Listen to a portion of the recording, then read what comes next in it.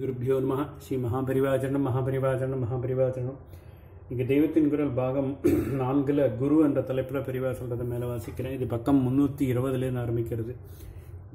கோயிலுக்குள் நடந்த வித்தியாசாலைகள் என்பதால் அவற்றில் மையக்கல்வி மட்டும்தான் போதிக்கப்பட்டதாக நினைக்க வேண்டாம். கிராமருக்கு என்றே தனி மண்டபம் கோயில் இருந்தது என்று சற்று முன்னே சொன்னேனே. செக்யூலர் உலக சாஸ்திரங்கள் குறித்த படிப்பு என்றாலும் அதையும் கூட ஈஸ்வரனையும் சமயாச்சாரங்களையும் மறந்து பிரயோஜனப்படுத்துவதற்கு இல்லை அல்லவா? இந்த பிரஜையை நன்றாக உண்டாக்குகிற ரீதியில்தான் ஜெனரல் எஜுகேஷனுக்கு, அதாவது பொதுக்கல்விக்கு ஏற்பட்ட கலாசாலைகள் ஆலய எல்லைக்குள்ளே நடத்தப்பட்டன. அவற்றில் ஆயுர்வேதம் முதலானவையும் கற்பிக்கப்பட்டதற்கு சான்றுகள் இருக்கின்றன. அக்கால மெடிக்கல் காலேஜ். பெருமையும் சிறுமையும். இத்தனை கதையும் நம் பூர்வீகர்களின் மிக உயர்ந்த கல்வி பெருமையை காட்டுகிறது. இந்த கதையில் எத்தனையோ விஷயங்கள் நான் தேடி பார்த்து ஆராய்ச்சி செய்து ஒன்றுக்கொண்டு இசைத்து முடிவுகளுக்கு வர முடிந்திருக்கிறது. புஸ்தகம் படித்ததும் சாசனங்கள் பார்த்ததும் வேறு தினசிலேயும் சமாச்சாரங்கள் தெரிந்தன. நமக்கா தெரிந்தது என்று எனக்கே மலைப்பு தட்டுகிற அவ்வளவு சமாச்சாரங்கள். எல்லோராவில் பெரிய குன்றுகளை அப்படியே போட்டு குடைந்து ஆச்சரியப்படும்படியாக சிற்ப வேலைப்பாடுகளோடு கோவில்கள் கட்டியிருப்பது எல்லோருக்கும் தெரிந்திருக்கும். அவற்றுக்குள்ளும் ரொம்பவும் சிறப்பு வாய்ந்தது கைலாசநாதர் ஆலயம். என்னமா இப்படி கட்டியிருக்கிறார்கள் என்று பார்க்கிறவர்கள் பிரமிக்கிறார்கள். பார்க்கிறவர் மட்டுமல்ல, இத்தனை வேலைக்கும் ஒரு தலைமை சிற்பி இருந்திருக்கிறானே, அவனுக்கே இந்த கைலாச கோயிலை கட்டின பிற்பாடு அதே மாதிரி இன்னும் கோயில்கள் கட்ட வேண்டும் என்று ஆரம்பித்து பிரயாசைப்பட்ட போது இப்படி பிரமிப்பு தட்டிற்று.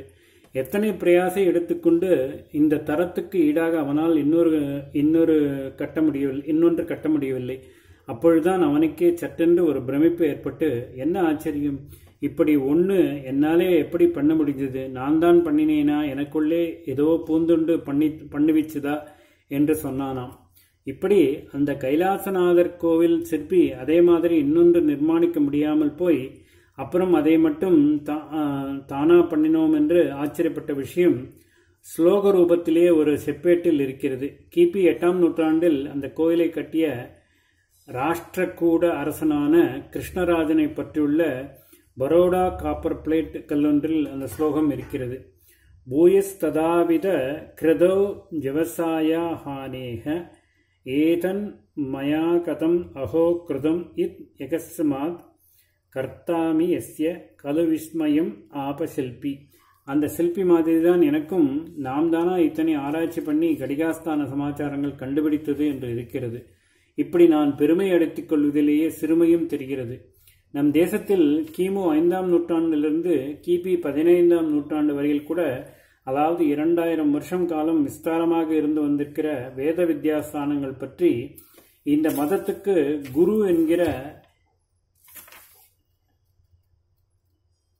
என்றிருக்கிற எனக்கு இத்தனை வருஷம் தெரியாத சிறுமைதான். அது மட்டுமில்லாமல் வித்வத் சமூகத்தில் நான் இதை பற்றி கேட்டு யாருக்கும் எதுவும் சொல்லத் தெரியாதது நமக்கு நம்முடைய புராதன கலாச்சார விஷயத்தில் உள்ள ஞானக்குறைவையும் அஸ்ரதையும் காட்டுகிறது. அந்த அளவுக்கு நம்முடைய ஸ்வதேச சாஸ்திர கல்வி கீழே போயிருக்கிறது. 15ஆம் நூற்றாண்டு வரை கொடிகட்டி பறந்த கடிகாஸ்தானங்களும் அந்த பெயரில்லாமலே நடந்து வந்த வேதசாஸ்திர வித்யாஸ்தானங்களும் அதற்கப்புறம் இந்த 5 நூற்றாண்டுகளில் இருந்த இடம் தெரியாமல் பெயரே மறந்து அர்த்தம் புரிந்து கொள்ள முடியாத அளவுக்கு நசித்து போயிருக்கின்றன என்றால் இது நமக்கு ரொம்பவும் குறைவு.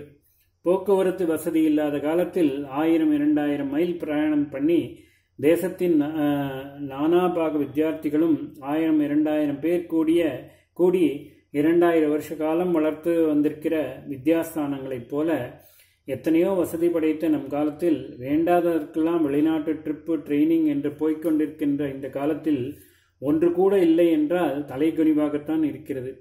90-95 பேர் வேண்டுமானாலும் நவீன சயின்ஸ்கள், பிசினஸ் கோர்ஸ்கள் என்று இப்படி போனாலும் போகட்டும், 5% நமக்கு என்றே ஏற்பட்ட எத்தனையோ ஸ்வதேச சாஸ்திரங்கள் ஆத்மீகமாகவும் சமய சித்தாந்தமாகவும் வியாக்கரணமாகவும், அதாவது கிராமர், தார்க்கமாகவும் லாஜிக்காகவும் வைத்திய விஷயமாகவும் இன்னும் இப்பொழுதுள்ள physics, chemistry, biology, astronomy, engineering சம்பந்தமாகவும் கூட இருக்கின்றனவே. இவற்றில் எதையாவது கற்றறிந்து ஆராய்வதில் ஈடுபடக்கூடாதா என்று இருக்கிறது. சுதேச வித்தியைகளுக்கு திட்டம். திட்டம் திட்டம் என்று பொருளாதாரத்துக்கே போட்டு 1000 கோடி கணக்கில் செலவழிக்கிற அரசாங்கம் கலாச்சாரம் என்று சொல்வதோடு நிற்காமல் அதில் 100 பங்கு இதற்காக திட்டம் போட்டால் கூட போதும்.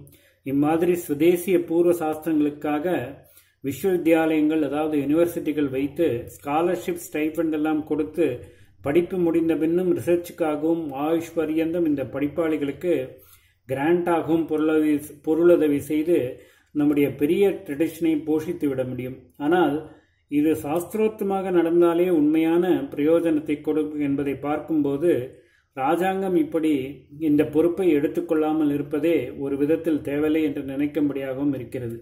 சீர்திருத்த கொள்கை என்று சொல்லப்படுவதையே எல்லா அரசியல் கட்சிகளும் பின்பற்றுகிற சூழ்நிலையில் சாஸ்திரோத்தமான விதி நிஷேதங்களின்படி ராஜாங்க ஆதரவில் எதுவாவது நடக்க முடியுமா என்றே இருக்கிறது.